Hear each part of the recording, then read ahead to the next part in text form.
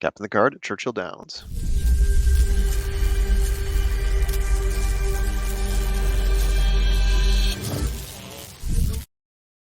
Trust the profits. It's a formula here, and I'm going to be capping the card for the Saturday slate, Churchill Downs on September 30th to 2023. As always, there's a little join button there, nice and easy for you to see. That'll give you a couple options to support our channel, and as a result, if you join at the $10 level, you will get our Saturday slates. You will see what they look like here. I'm going to be presenting a variation of that for Churchill Downs. So you support us on the $10 level, you get those Saturday slates for your support, and we have a higher tier than that, where you get our weekly slates that we're putting together, our tip sheets. So if you're interested in that, click the join button for those options. Let's move on. Let's cap this card. So race one. Let's start the top here.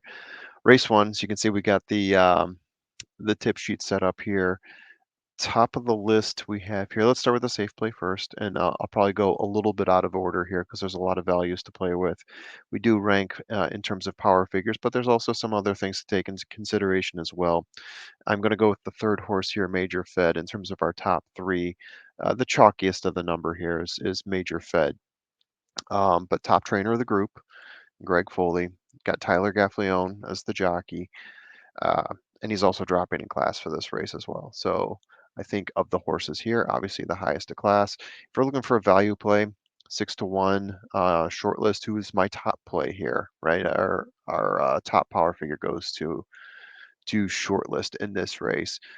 Florent Geroux, that's a big consideration. Best lengths from winner to the top of the group. So he finishes median 4.25 lengths from the winner. Obviously, there's one lower horse. Our last place horse is at a 0 here, but class has quite a bit to do with it as well in recent race value. Moving along. Safe play here, top of the list is Pillbox, 2-1. No horse taking the pace. Pillbox grades out best in terms of finish, jockey, and recent race value. So you can see if you look at you got Safi and Giroux at the top there for Pillbox. Like to see that recent race value. That's a combination of where the horse finished relative to the winner, plus the value of the purse of the race. So bigger race there. You can see the early pace tendency. We got a lot of just off the pace and a couple two tiers back. Not really sure who's going to be taking the pace in this one. Not really sticking out right now. If I want to go for a value play, I'm going to go a bit deeper here. You can see the one horse Magna Massa at 2-1. Median links back -2, pretty close. Also like the in the money finish percentage at 60%. I do like Corrales as the jockey in this one as well. And actually, the recent race value, aside from Pillbox, is relative to the rest of the field. So I think there's a lot of value there for Magna Massa. Race three, moving on. Um, Tipa U is how you say it, maybe, at 3-1. Don't like his median lengths to finish, but Brendan Walsh plus Ricardo Santana, plus not really a whole lot of horses here showing that they're going to be taking the pace. It looks like it could be the 7 potentially. We'll talk about him in a second. But in terms of recent race value, grades out comparable to the rest of the group, but definitely got a bit of a trainer edge here, I would say. And the in the money percentage is solid here too. We're talking 60%, which is close to the best. The best, though, is take the charge. Moving up a number of spots versus the morning line, as you can see here from that 6, that big green 6. 10-1, you're getting on him. Median lengths to the field is half a length, 63% in the money. But the recent race value has been down for him. So a race or two finishing further back than expected. But early pace tendency, if you see here, there's a field of blue, meaning horses that are just off the pace, maybe a length back. Pushing the pace means you're a little bit closer than a length behind pushing the pace. Possibly the pace setter, not enough to say he's got a pace advantage, but I'm going to put take the charge out there for all those considerations. Safe play here at the top, the process. 2-1 for the process, a positive median lengths to finish, meaning the process is finishing in front of horses more often than not. Sherry DeVoe or has finished ahead of horses by a great distance. Got a pace setter number here. Yes, Sherry DeVoe and Christian Torres, good jockey trainer combo. Not outstanding, but it's definitely good, comparable to this group. Recent race value also comparable, but as I was saying before, pace advantage. Our numbers here indicate that this horse is likely to be the pace setter and may have an advantage, possibly getting out in front in an 8 furlong race. Could end up wiring the race. I like to see that along with median lengths being positive. That's usually a very good indicator. We are talking about a small sample size here, though. Let's be realistic. We're talking about horses that have had just a couple races under their belt in this race here. My next up, 4-1. You're not getting super value here out of this 4-1 ham sandwich, but with regards to this field, I thought he's the next best one to call up, and I did want to call in a horse that did have some closing power here, and that would be ham sandwich. So at 4-1, Ken McPeak, you like to see that. BJ Hernandez, they always hook up really well. So I've got ham sandwich as my value play. Not a super value. I know some of you are going to call me out on that, but that's the way I'm going to play it today. All right, moving on. We've got a maiden special weight group, always difficult to judge. My top play here at 7-2 is Pursuit of Liberty, 100% in the value number. Again, we're talking about a small sample size here, but I mean, you like to see the Brad Cox, Tyler Gaffalione combination. You like to see the pace advantage, at least with regards to a smaller field. Hard to tell what's going to happen with some of these other horses in here as well. There's some wild cards to be spoken for here. My number six, my value play, number six, Honor Cat. If I look here, it's number 4 in terms of ranking with power figures. What did I like about Honor Cat? Obviously, the median lengths. That's good as well. Um, the recent race value is favorable. In the money finish in one of his 2 races, finishing not far from the lead, comparable to the rest. Yeah, I mean, just the value they get here at a 12-1, with the recent race value comparable to the rest of the horses. I think that's a fairly good indicator. Race 6, we're moving on. Love Spells, number 5, top of my list there at 7-2. Savvy Gaffy combo. One of the best combos in this race. I would say the best combo in this race, to be honest. And I do really like this pace advantage here.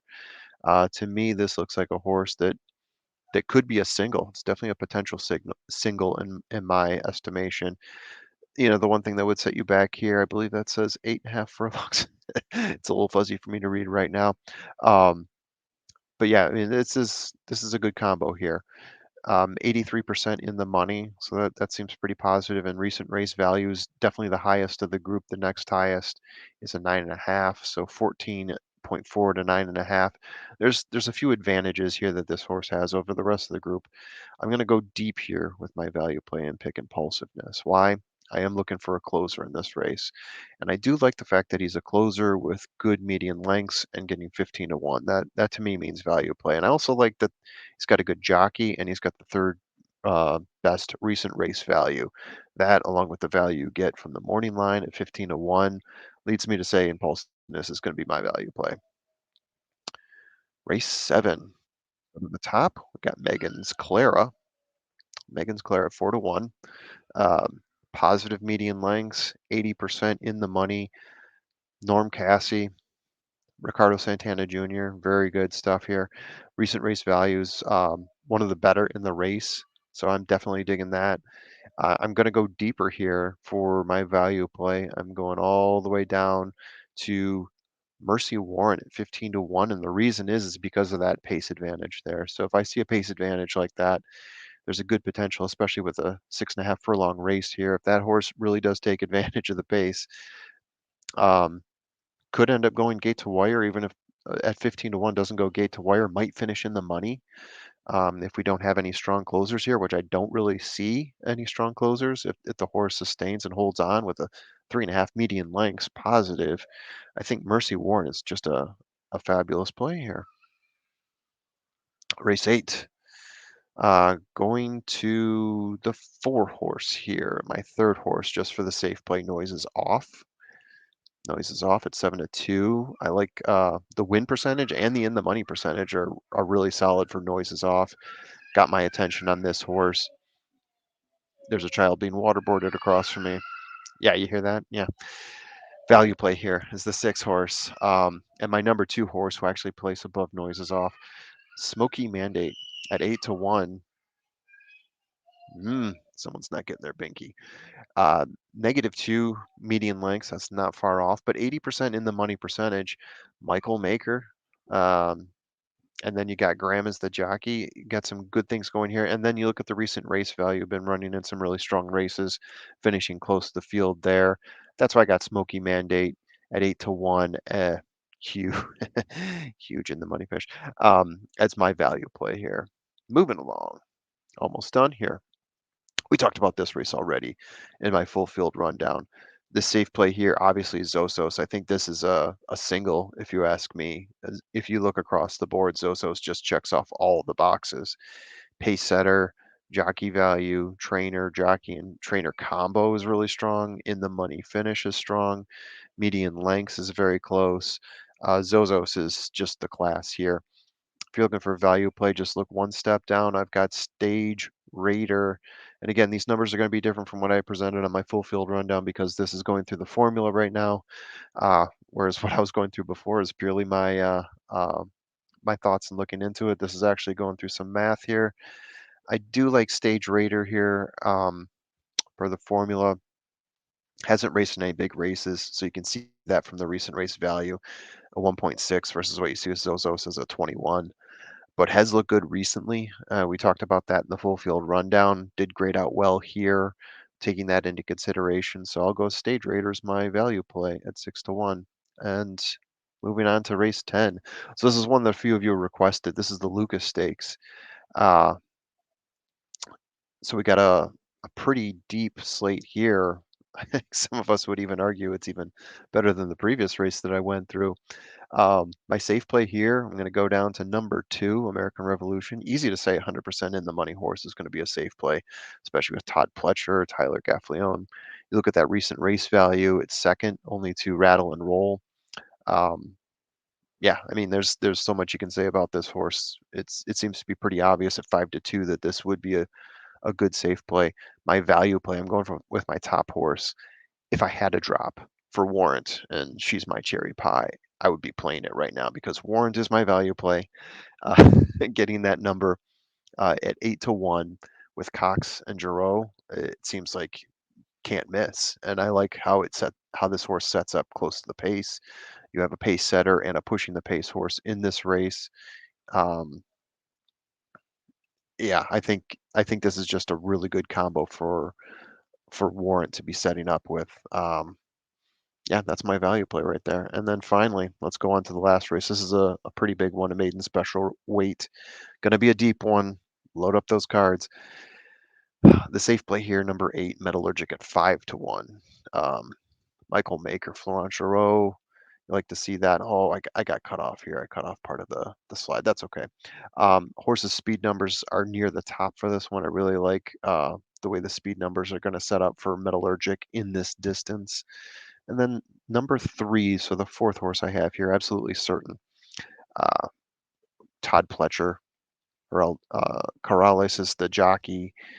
You look at that number, the median lengths, did not have a good first race, only had one race. Slow start to get out of the gate. So really what you're hoping for here is for the horse to come back and to get a better start. Sometimes you see that, especially with a good trainer. Sometimes that second race is really the one where you see the true abilities of a horse and how often do you get a 10 to 1 on Todd Pletcher. So I think, yeah, so absolutely certain is my value play here. So that's what I have. How do you guys see it? How do you guys see this race, this field playing out? Um, Hit me up in the comments. Give us a like. We always like to see those likes. Share with your friends. Let us know what you think, and see you.